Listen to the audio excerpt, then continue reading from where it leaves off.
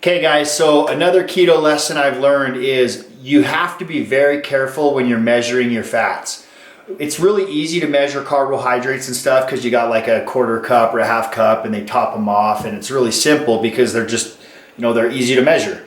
The thing with fats is they're a lot more calorically dense, and so if you over measure or overeat your fats, you're gonna get into a surplus very quickly. Carbs are less calorically dense, so if you overeat a little bit of rice, it's not as detrimental. And the example or case in point, I had an awesome comment on an earlier video talking about a tablespoon of coconut oil.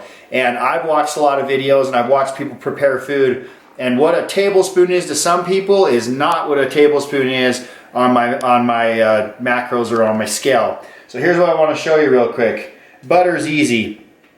It's got the little portions. You just cut it on the tablespoon lines. We have trouble focusing this camera. But the big one for me is coconut oil. It's really tricky. If you look, a serving size, 14 grams.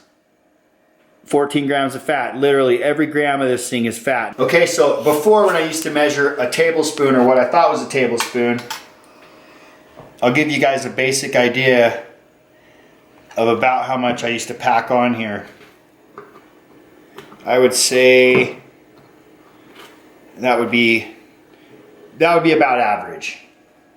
And it's a lot. And I know it may be ridiculous to some of you, but to me, that's 6 ounces.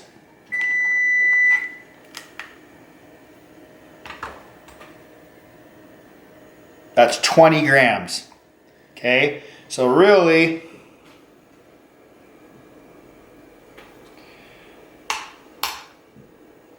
there's 14 grams right there.